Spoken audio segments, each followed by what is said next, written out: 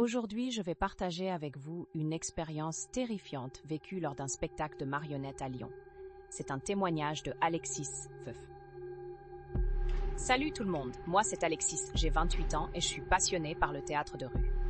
Vous me retrouverez souvent arpentant les rues de Lyon où je vis, toujours à la recherche de la prochaine grande performance qui me donnera des frissons. Il y a quelques mois, j'ai vécu une expérience assez glaçante et je pense que c'est le bon moment pour vous en parler. C'était en septembre dernier, lors d'une soirée fraîche où l'air de l'automne commençait à se faire sentir. Les rues de Lyon étaient agitées, remplies d'animations et de stands colorés pour le festival annuel de la Fête des Lumières.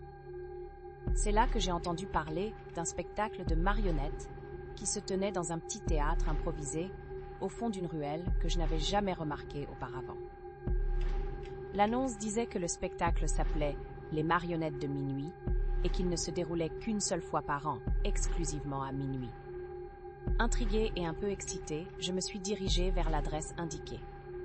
Le lieu était à peine éclairé, une porte de bois usé s'entrebâillait pour laisser entendre des murmures étouffés et les éclats de câbles d'un violon désaccordé. Dès que j'ai franchi le seuil, une sensation étrange s'est emparée de moi. L'air était pesant, chargé d'une odeur de poussière et de quelque chose de plus ancien, comme du parchemin esselé depuis des siècles. La salle était minuscule et obscure, son plafond si bas qu'on y aurait touché la tête en levant un peu les bras. Une dizaine de spectateurs formaient un cercle autour d'une scène modeste, à peine visible dans le demi-jour tremblotant des bougies. L'homme qui présentait le spectacle était effrayant, avec des traits tirés par l'âge et un sourire qui avait quelque chose de lascif. Il nous accueillit d'un salut silencieux, en disant que ce que nous allions voir était très spécial. Et, en effet, ce le fut.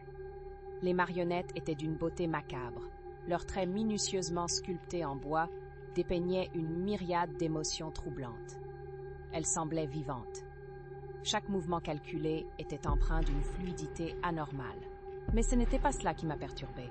C'était leur regard. Ces petits yeux de verre qui semblaient percer mon âme. À mesure que le spectacle progressait, la tension devint insupportable. Une femme, vêtue d'une robe translucide aux moulures qui, petit à petit, suggérait une histoire sombre et complexe de trahison et de mort. Les spectateurs, statiques, semblaient hypnotisés, et je commençais à sentir que quelque chose n'allait vraiment pas. Soudain, il y eut un craquement sourd. La marionnette centrale, représentant un roi arrogant, tomba de ses fils comme si une main invisible l'avait libéré de son rôle.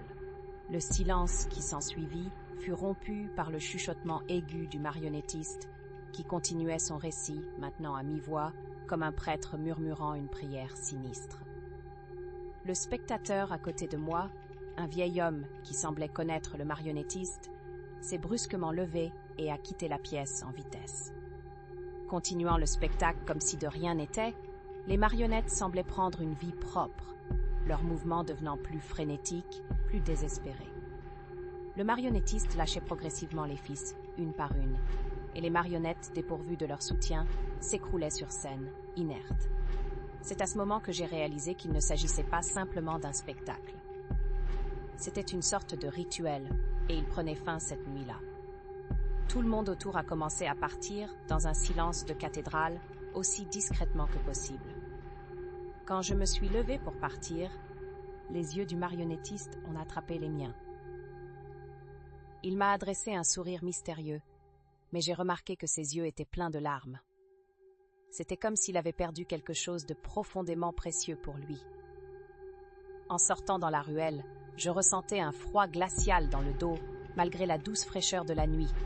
Un sentiment de délivrance m'envahit, mais aussi une immense tristesse que je ne pouvais expliquer. Peut-être cet étrange spectacle de minuit me hantait-il encore. Ou peut-être était-ce l'écho d'une tragédie qui se répète chaque année sans jamais trouver de répit.